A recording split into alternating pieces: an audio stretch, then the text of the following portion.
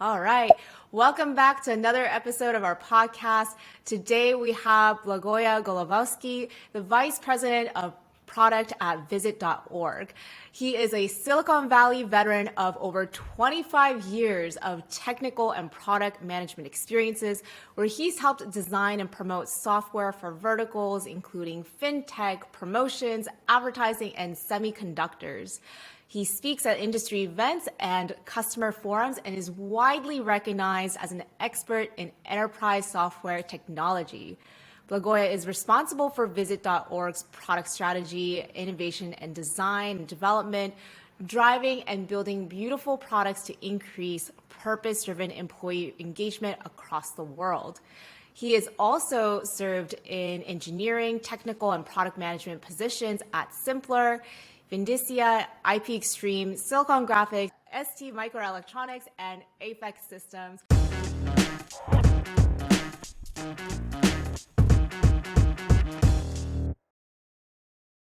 What a background. Blagoja, thank you so much for joining us today. How are you doing?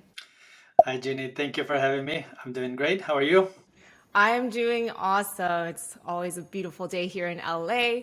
And as usual, we're going to start our podcast with a quick round of rapid fire questions. Are you ready? I am ready.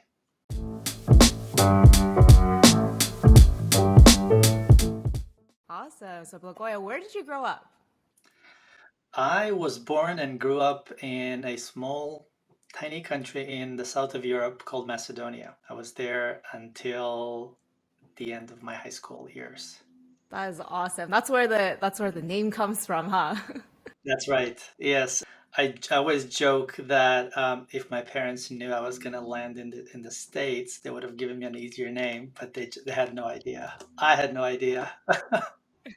Well, it's a very unique name. And where are you now? Right now, I am just outside San Francisco in the Bay Area. Awesome. And what is a book that you think everyone should read? This is a really hard question because there's so many. But one book that I think I would recommend almost to anybody is it's titled "The Startup of You," and it's I think it's by Reid Hoffman, and it's an amazing book. Teaches kind of you about how you can take the startup mentality and apply it to your own life, like run a cycle of adaptation, learning, taking risks, experimenting, and then just rinse and repeat.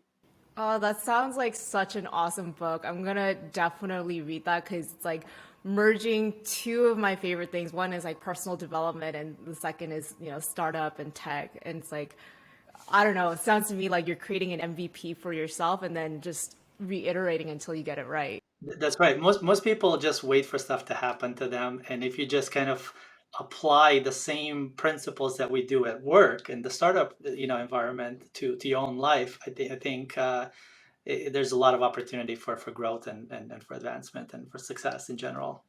Yeah, for exponential growth. That's awesome. And what is one app you cannot live without? Whew, I'm gonna give a very boring answer, which is Google Chrome.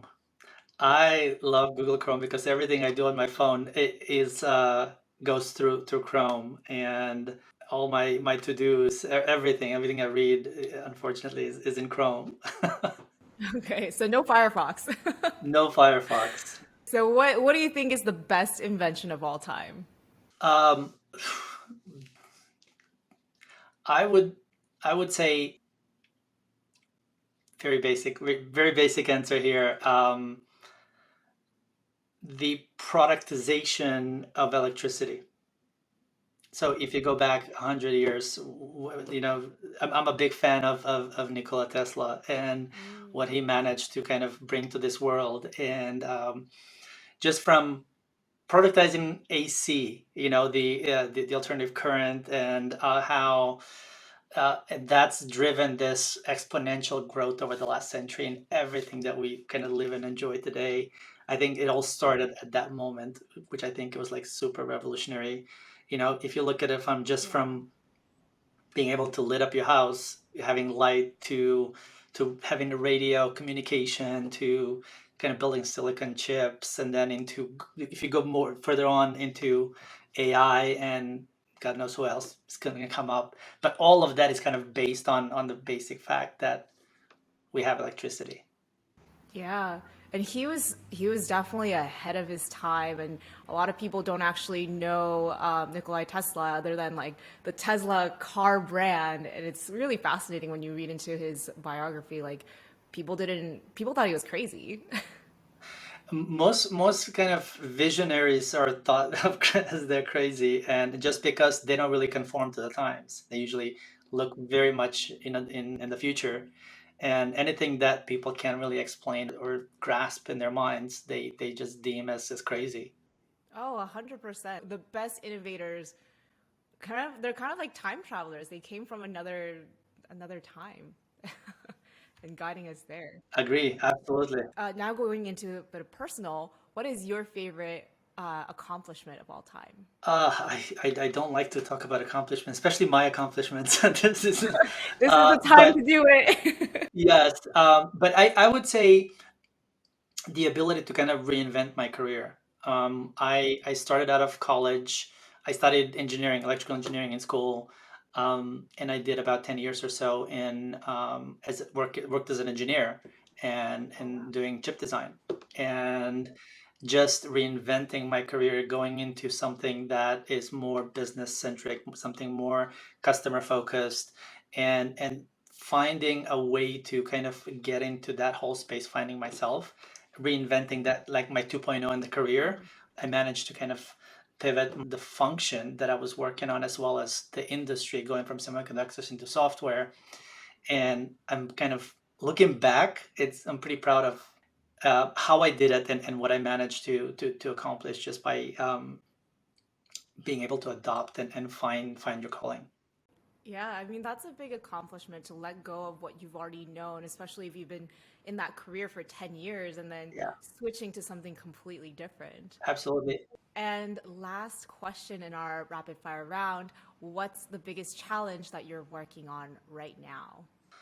I The biggest challenge professionally, I'm having a lot of fun actually building out my product team, my scaling our product at visit.org, and establishing product-led culture. So this is a big change from where the company was before, and where we're kind of heading now. And a lot of change management, a lot of change management challenges, and driving change in mentality. That's kind of like the hardest part when you bring in change to any environment. And can you dive in a little bit deeper into that? Like, what was visit.org like before you came in, and what are some of these changes that you're working on?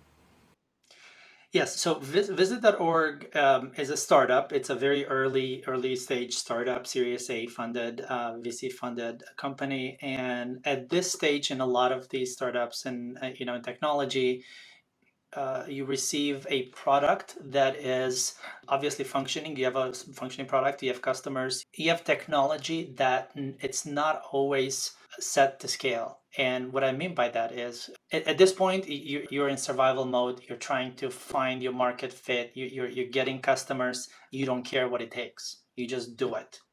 And then you reach a point where at some point you're comfortable in the marketplace, you have your market fit, there's obviously demand for your product, and this is where the fun part of scaling comes into play. And a lot of the earlier decisions in the product are not really with scale in focus. They're just make sure it works kind of mentality. And that mentality has to shift when you're scaling. Just get it done, it's not enough, because you don't live day to day anymore. Now you have some more breathing room to plan, and also you're not getting one by one customers, but you're getting in a much larger volume customers. So having that approach, but also mentality in how you operate and how you build and how you think about features, all of that kind of change in mindset is some of the things that I'm talking about, as far as the challenges that are part of that come along with scaling and growing up as a company, as a product. Yeah, of course, because you're going from that survival, we don't even know if we have runway to last another week, to now it's like, okay, let's plan for the long run. But how do you incorporate that into your team? Because especially because you're scaling the team too, right? So you're going from maybe 3 to 5 people who were on this survival mode to now you're five, maybe 10xing that team size. So how do you change the mentality in a larger group of people?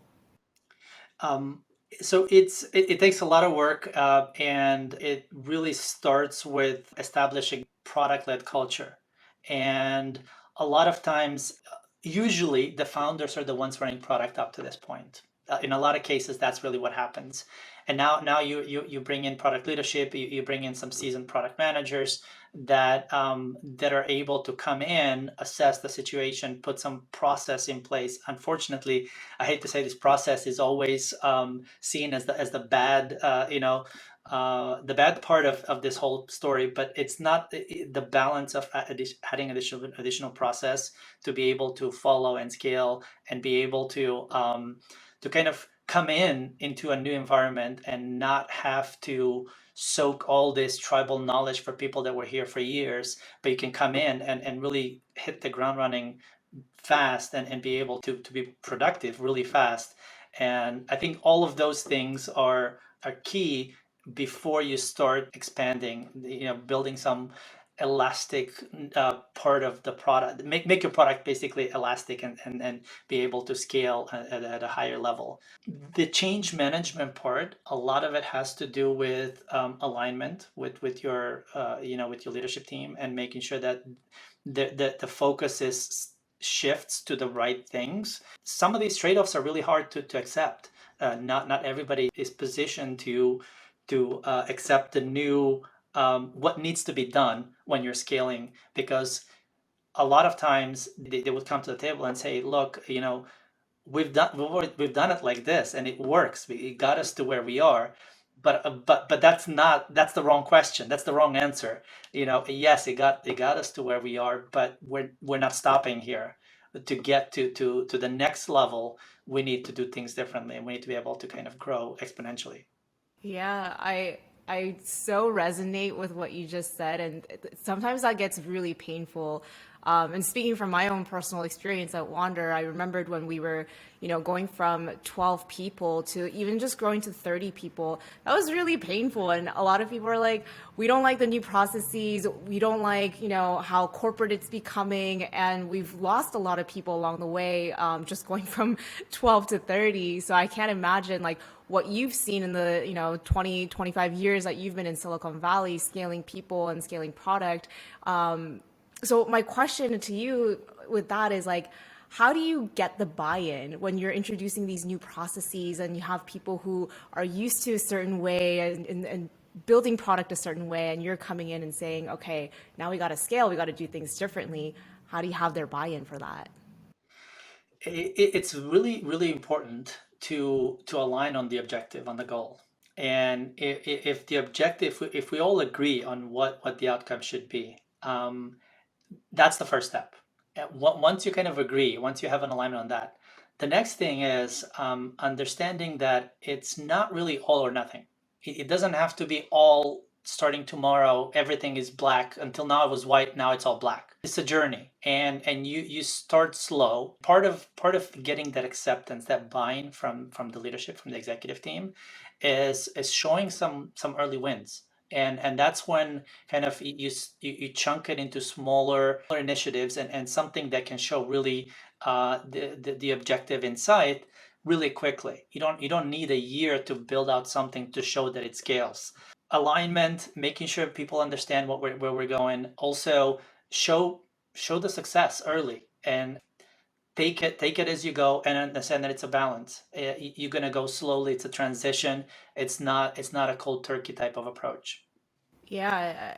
And so it is a slow process, but like what can be expected in these times of change? Like in terms of timeline, in terms of like when do you get to a point where it's like, okay, people have accepted and we are aligned and we're, all going towards the same direction now?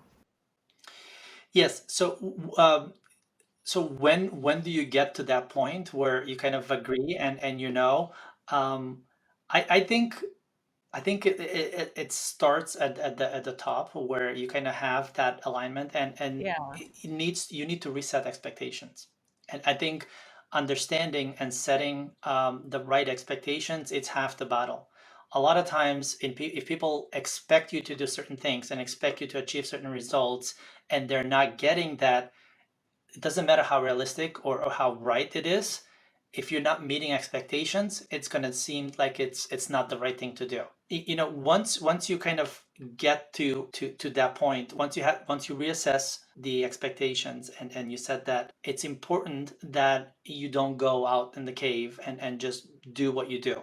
It's important to keep everybody involved. It's important to show progress and show success, that the things that we're actually doing right now are foundational blocks for scale. Yes, it doesn't move the needle. Yes, it's not pragmatic. You're not going to see the result tomorrow, but showing the big picture, and kind of like what the road looks like to get there, it eases the pain of kind of delayed gratification, because it's not just get it done and it's done next week. Now it's like you're building a house with a foundation and first level and second level, and it's hard to say, hey, where's my room if you have no foundation in the house. So you kind of, it's a slow process, and show them the Yeah. whole process, and be able to kind of deliver on these milestones as you go along. Right. And that's like communicating the vision. You show everyone like, hey, here's the goal, or the goal that we've aligned with. Here's the big picture of where we're trying to go.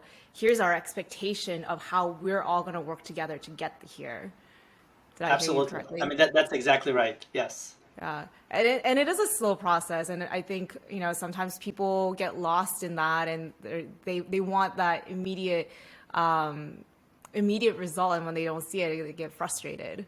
I think it's really hard.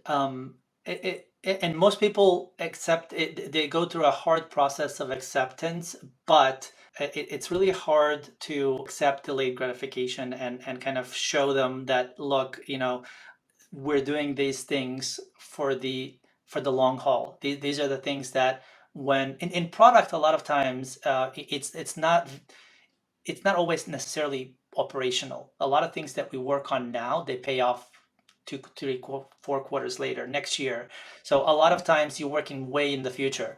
So it kind of even starts with that, because you can't be expected to produce, unless you're in a different environment, in different verticals where that's kind of expected. But in most B2B environment, like where I usually play, is you're working in the future, and showing that progress, showing that big picture, that vision, and kind of um, the progress as we're making as we go along. It's key. But I think what's even more important is that as product leaders, we it's on us to actually innovate and have the big picture, the long haul in mind when we're making decisions. And it's not really show me result tomorrow. And it doesn't always move the needle for the executives. They're very usually pragmatic. They want a bottom line. Are we working on revenue generating, or are we not? It's kind of, that's the way it's seen usually at the CEO level. And as a product leader, it's your job to make sure that, yes, we are, but we're also innovating. Yes, we're also scaling. We're also building things that are absolutely necessary, that you may not even see, that are completely behind the scenes, that if I don't get that, we're not going to be where we need to be next year. And then we can't start from scratch next year. We're halfway through the flight to the stratosphere. Right. And you're almost playing this like middleman communicator, where the executive level wants to see revenue or bottom line grow, and then the product people, the designers and engineers, they want to create really cool innovative products, and you're right there in the middle of like, okay, how do we show the executives that we're growing, but we also have to translate this over to the product team, that it's not just about revenue, but we actually care about building awesome products. Absolutely, absolutely, and we do care for the bottom line. It's just that the way when we build product, a lot of times that bottom line shows much later in the life cycle. It's not immediate. Yeah, yeah. And so what other lessons do you have for the community in terms of how to scale product, how to scale operations in this space? One very key important piece of having really a good grasp of when you're scaling is obviously knowing your customer, knowing your user. And it seems like a cliche because everybody keeps talking about, of course, you know your customer, you know your user. But I want to take this to the next level. And when I talk about understanding your user, is really be the user, be in their shoes, be in their day to day, understand first understand the space that you play in really really well. You have to master the space that you play in, and when you do that, when you understand your user, you have the ability to establish a relationship with your users. When that's put in practice, you are able to expand the problem space where you are just by understanding what is their day to day, your users day to day, and how what other problems are kind of tangent to what we're doing, and also be able to surprise your users by adding additional solutions that they may not have even thought of initially. It's our job as in product managers, as product leaders, to kind of anticipate where our users are going. We're solving a problem today. They're using our solutions, our software. Technology moves really really fast. What the success that you get today, and it's no guarantee that you're going to be successful tomorrow. So being able to understand your users, and being able to anticipate where they're going and where everything is going is key to kind of expand your product and your solutions to a space that doesn't exist today. Yeah, and I actually really love what you just mentioned, which is that, if even if you show success today, it's harder to have success tomorrow or a year after. So let's expand on that a little bit more and trying to understand like what is your method to keep that success like sustainable? Um, Yeah, so I mean, this kind of expand to my earlier point. Um, to be it's just like in everything else in life. I mean, in technology and product, it's not that different from everyday life. If you think about it, um, getting to the top, it's actually much easier than staying on the top. And this is kind of this is the same thing applies in software and technology and business. Getting a level of success, obviously there's a lot of factors into getting there, but it becomes increasingly exponentially harder to stay there. And I mean, if you look at in business, how many companies are around from 20 years ago? Not that many. And even Yeah. the top ones, and just everything changes so fast, so often.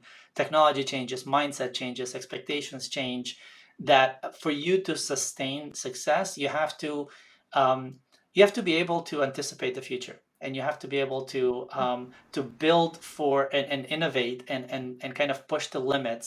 And a lot of times that goes against your day-to-day bottom line, because now you're thinking way in advance, right? Mm. Being able to scale, it's necessary that you're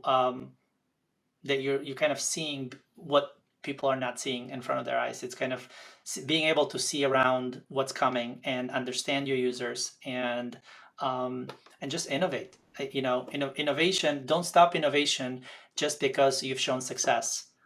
Keep on expanding. Be in the mode that no success is guaranteed. Mm. Uh, what got you here, uh, it's not going to be the same tomorrow, next year, and the year after. So just always be the disruptor. When companies achieve success, they become slower, more process, more to lose. So there's not a lot of risk taking going. And that's kind of like the beginning of the end. Yeah. That's when kind of most started going down. If you can put a culture in place where that's not the status, that the status quo is unacceptable, Yeah. you have to keep pushing, and you have to win over yourself. every year, and I think that puts you in the right path to success. Yeah, and I love everything that you've shared. I think there's a, in my head, I'm just thinking, okay, everything's so much easier said than done, right? Like, always be disrupting, right? So much easier said than done. How do you continue to disrupt, right? And to me, it's like a question of like, what's art, like, what's the mix between art and science? And so, are there processes or are there methods to becoming more disruptive or how, to become more innovative or how to predict the future? Like all of these are, they're great, but how does one do that? So that's a very good question. So I think it's a way of thinking, it's a way of going about, it's a culture. It's not there's no one recipe that would say that you can give to somebody and say, look, do ABC and this is it, you got it. There's so many factors that contribute to success. Some are in our control, a lot are not in our control. So the things that are in our control, yes, we can operationalize, we can build blueprints, we can copy. The things that are not in our control, the only thing that we can really do is just foresee them, and be kind of prepare and set the right expectations on how to deal with these external factors. But I guess I'm still trying to get to like more of an example or a detail of like how someone can practice being aware and gathering information so that they're able to better predict or anticipate what's going to happen in the future or anticipate what the user is going to do next. Like, is there, are there resources that you're looking at? Are there, I don't know. I guess I'm just trying to get more into the detail of how someone can be innovative. So I can tell you what I preach and what I do and Yes. what I put in practice. and and in a couple of environments, in a couple of different startups that I've worked at, and I've led product, it's important that you as a product leader establish a culture where innovation is celebrated. And what I mean by innovation celebrated is basically you putting aside a time, capacity, energy, effort into something that is not directly driven day to day. So it gives you a space and time to think, to step back and to think big picture, not related to what you do every day. A lot of times when you ideate, you think about different new solutions or new problems to tackle. A lot of times bombarded with all kinds of information all the time. We do every like at work, at home, everywhere. So when you actually take the time to think and not be expected to go every day, it gives you a chance to kind of think, interact, and see the big picture, and also think really really far. A lot of conversations that happen offline that are not really related to your day to day. A lot of nuggets that you've read somewhere, conversations you've had, customer discussions you've had. I think all of those bits of information, all those signals are putting you in a position where when you extract yourself from the pressure, from the day-to-day pressure, it's amazing the things that you actually start to see with clarity. A lot of times when your head is down and you're working, you're behind on everything, there's not enough time in the day, you don't see those things. So establishing a culture where you're expected to kind of put time aside to think about these things. It's kind of like the framework that starts on that innovation, what we call like innovation lab. That is just it's experimentation, and you just go on and you test and you think about new ideas, new solutions. You test with your existing customers, test with other people that are not your customers, and slowly find a way that put the puzzle together along with what you already offer to your existing customer base. I love that. You are preaching right now. I love it. Um, what I took away from that is that you have to have like those mental breaks from your hamster wheel, essentially. Like, we're so busy constantly working on the day to day, and one task in, one task out, email in, email out, but actually scheduling in time to take a mental break, take a time to think, review what's happened, is going to help you kind of like tap into piecing the bigger picture together and like being more aware of what's going to happen, right? And it's almost like a work meditation. Like when you Absolutely. meditate, Have yeah, you like have when you you heard have you heard of this thing that like the best ideas come when you're in the shower? oh yeah, of Um, course. okay, so you've heard about that saying, right? So Yeah. if you think about why that is, okay, it's because your brain, you have nothing else to do but shower. Everything, all the distractions are removed from you. You're doing something mechanical, automatic. You do it Hmm. all the time. You know exactly what to do. And your brain has the chance to just kind of wonder. Yeah. And if you can do that on a consistent basis, outside of the shower or in the shower, it doesn't matter, you actually get to that point on a more consistent basis. Yeah. Yeah.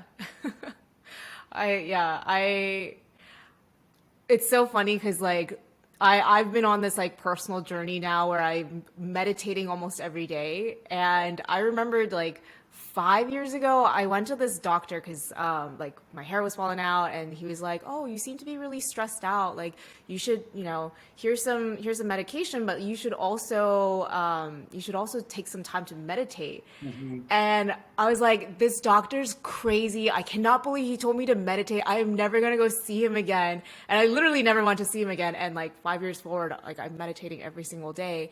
And it gives me so much clarity to what I'm supposed to be doing with my life, and like what I'm supposed to be like doing, period. And like I feel so much more tapped into like my intuition, not to be all woo woo on the audience, but I feel so much more like intuitive. And I think we're kind of talking about very similar things, where when you mute out all the noise and you're doing something mechanical as taking a shower, your brain starts to have so much clarity into like through all the noise that you encounter every single day. So I love that you share that with us. Absolutely. No, absolutely. I couldn't agree more. And I think, um, as I've kind of grown into my career, I practice that even more and more. And it's something that there's never enough time in the day. There's a lot of things to do. You have to prioritize, yes, but what's most important is that when you actually do something, it's with clear focus. And I've learned that when you're actually focused, you're 10 times more productive. Yeah. You can get the same outcome, the same output in 10 times faster time is when you're not focused and you just, okay, I'm going to block 2 hours and I'm going to do this. Really, and you probably would take 2 hours to do the task. But if you really come in with laser Yeah. focus, rested, and being clear on what you do, you can get exact same result in 10 minutes, in 15 minutes. And I've noticed this. I've been kind of on this self-awareness thing that you know when you put the focus, you actually a ton more productive, and you can achieve better results in much lesser time. And this kind of goes along the same lines. It's more creative, and let your mind kind of explore. But Yeah. the more the operational, the execution part of it, it's kind of right next to it, and it kind of follows that same way of thinking. Yeah, I just had this conversation with someone else, and about if you give yourself a whole day to respond to an email, like you're going to spend a whole day to respond to an email, versus if you say like, um, I'm going to go skydiving in an hour, so I have to respond to this email in the next 30 minutes. You're going to get it done right away. And that just brings me to my next question.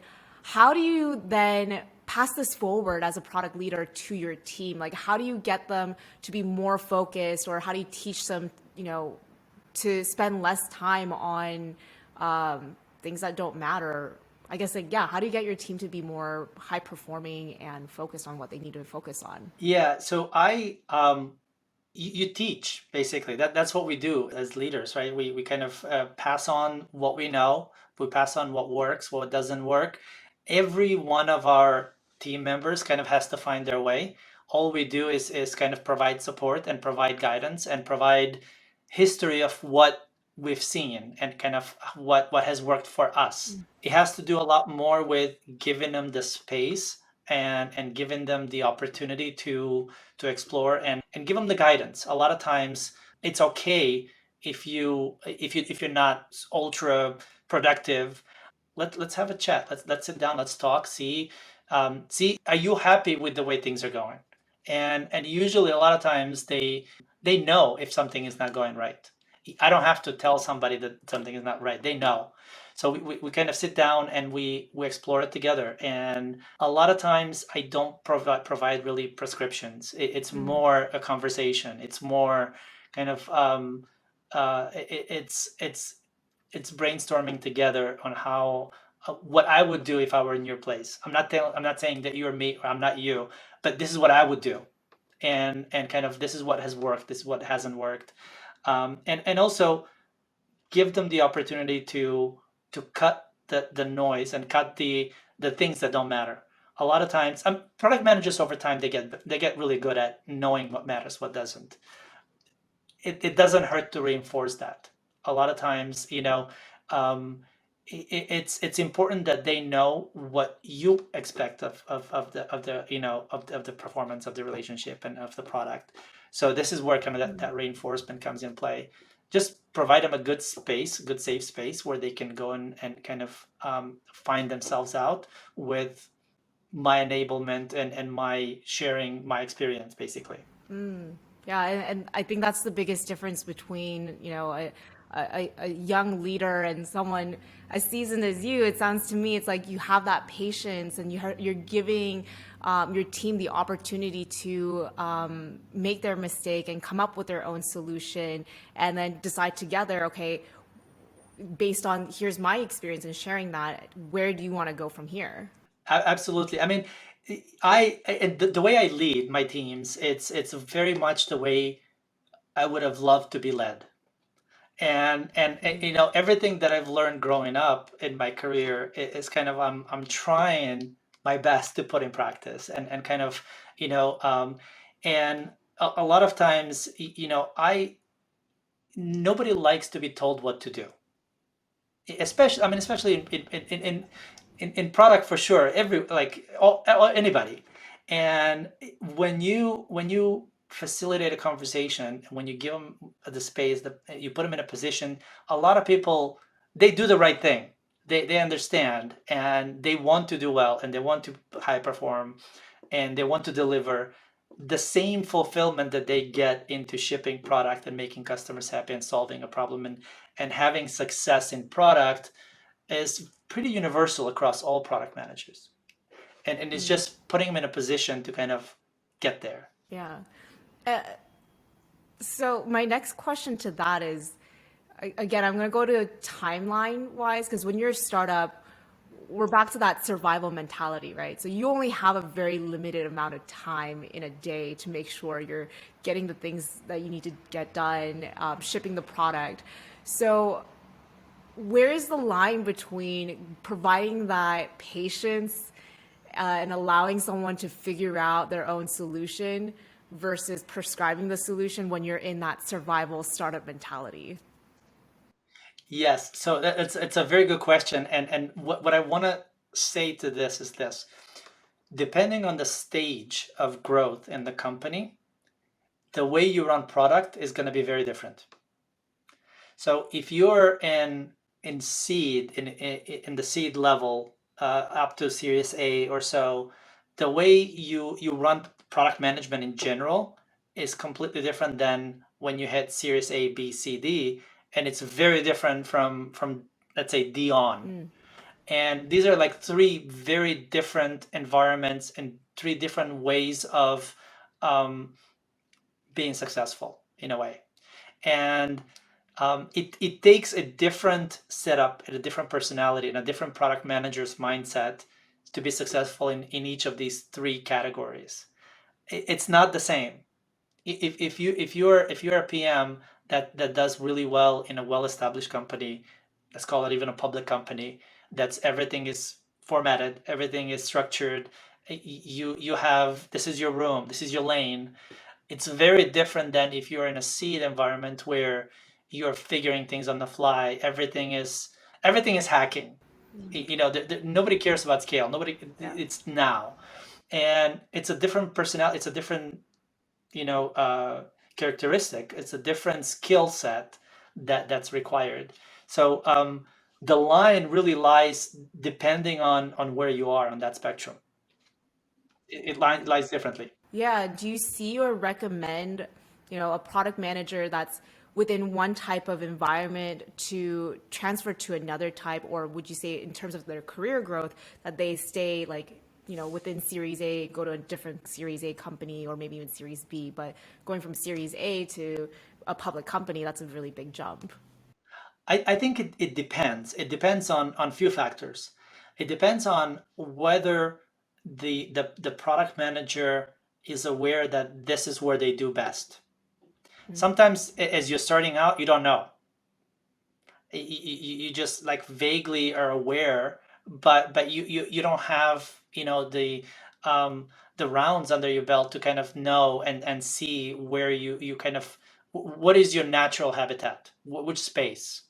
And it depends if you're in one space and then you feel like it's not the right place, or yes, you can go and explore, but I think naturally we all kind of fit somewhere, wherever that is, Yeah.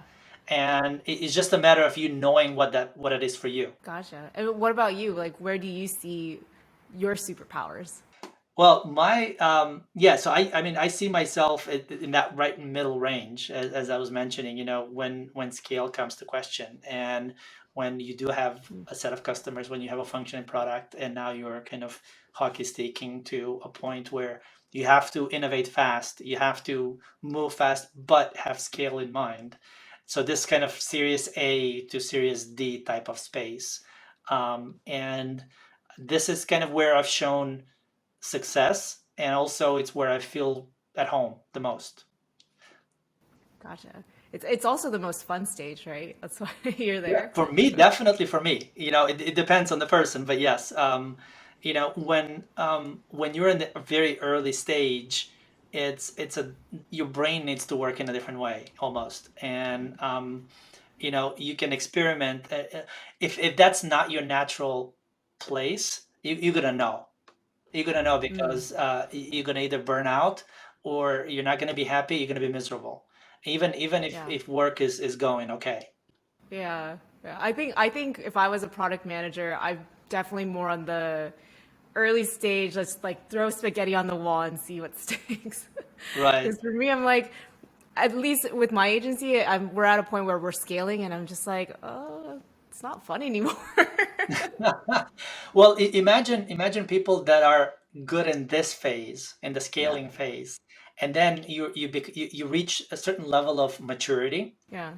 and now it's compliance, now it's regulations, now it's like, okay, that's not fun. Yeah. I need to be out. Yeah. So the same what you're saying for you, it applies to almost every phase when they reach that end of that Yeah. spectrum. Yeah. I guess it's also like a parent. Like some parents love like the, baby toddler phase, and other parents are like, oh no, we like it when we're empty nesters. And I guess you have to like I mean, yeah, choose it's very similar, exactly. yeah. My last question to you.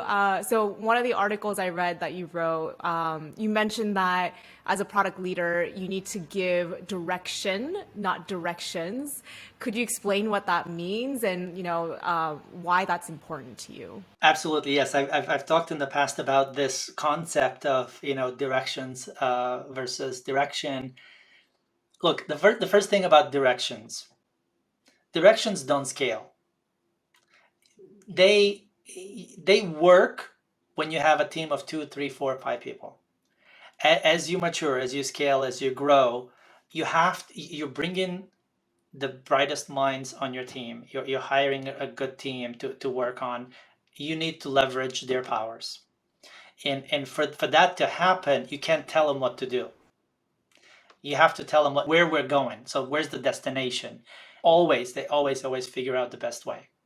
It's mostly aligning on the end result, on the goals, on the direction, and those are the same principles that I employ when I hire and my team grows. And also you have to be comfortable and okay with letting go. So when you give somebody direction, you're not necessarily in the in the weeds all the time, because you trust that team to go and make the right decisions. It's the directional guidance that you're giving. It's the why that you're giving. It's not directions. Yeah, and that's the hardest part is letting go and trusting that your team is going to make the right decision. And it ties back to what we were talking about earlier, which is show them the big picture, communicating what your expectations are, but then brainstorming with your team and having them come up with a solution to get to that final big picture. Absolutely. That's exactly right. And part of that is also not being tied or emotionally tied to the solution itself. Oof, You yeah. know, solutions change all the time, and a lot of times there's more than one solution to a problem. And letting go is having the ability to say, look, I trust my team to make the right decision with the information that we have. A lot of times we don't have all the information. That's fine.